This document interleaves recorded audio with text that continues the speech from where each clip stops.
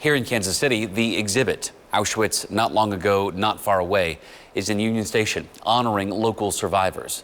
My co-anchor Lindsay Shively is live for us this morning on this International Holocaust Remembrance Day. This has been an incredible exhibit now for months. It's been there, touched a lot of lives over the last several months, Lindsay, and has a chance to impact a few more people.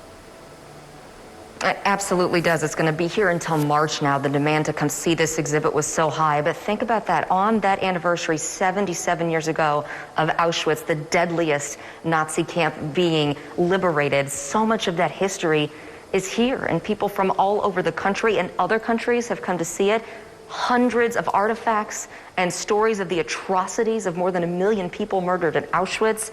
And one of those artifacts is from a local survivor. Kansas City's Sonia Warshawski lent to the exhibit until it leaves Kansas City her mother's scarf, a precious memento that's been under her pillow for years. Her mother murdered before Sonia was sent to Auschwitz. Sonia surviving 3 camps, just one of the incredibly terrible stories we know from that time from people who are our friends, family, neighbors. Jessica Rockhold is here. She's the executive director for the Midwest Center for Holocaust Education.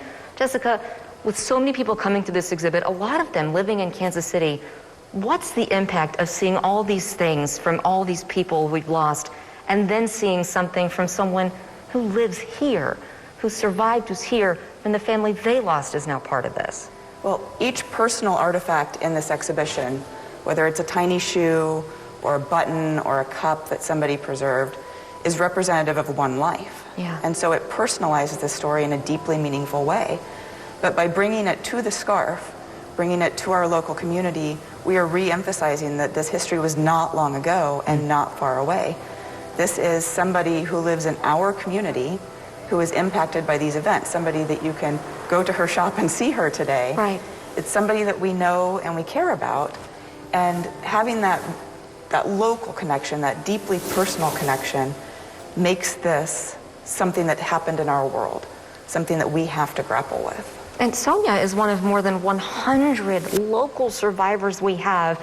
I was asking you, with this exhibit being here in Kansas City, has the center seen an increase in people wanting to know more, wanting to learn? And you said big time, a lot of people have been reaching out. Right. One of the beautiful things of the partnership with Union Station is that they understood that in addition to having the exhibition in our community, that we had an opportunity to be even broader. And so we worked together to provide wraparound educational programming. We've been working with professional educators to make sure students are being educated.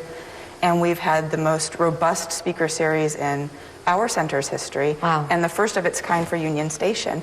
So in addition to coming to this exhibit and learning from the artifacts and the testimonies and the history on the walls here, people have been able to engage with additional afternoon and evening programming. We've had international scholars from all walks of the Holocaust education community.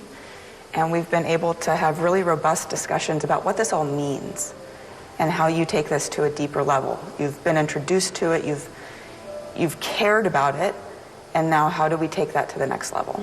And how important is that with our survivors? You know, Sonia is in her late 90s, and you said with one of the survivors you'll soon be celebrating 100th birthday. What does this look like, this mission to continue telling this truth 20, 30, 40 years from now? Well, as you said, thankfully we have 100 survivors in our community, and hopefully for many years to come. We have been given the tools by them, though, to continue this mission. They've given us their testimonies, and they've given us their knowledge. And so with that, we continue to teach, but we have also taken that next step to have their children start to deliver the presentations. And now we're hoping to reach out to their grandchildren and have them become involved in this mission and perpetuating the history, carrying on that testimony from generation to generation. Jessica, thank you. And that was one of the most moving parts of just Tuesday night. I got to be here when Sonia got to see this on display, surrounded by her children and grandchildren and a large community here who loves her and cares about all the survivors here in Kansas City, because this was not long ago and not far away that this happened. Back to you. Lindsay, it makes you think about how much maybe more difficult is the way to put it, this story will be to tell in the years to come when there are no survivors living with us and they're able to tell us exactly what they experienced, what they saw. This will be a much more difficult story to tell without their voices. So it's important to have their legacies right here with us and to observe them when we're able to. A mission that must continue. Yes, absolutely. Lindsay Shively live for us this morning at Union Station. We'll be back.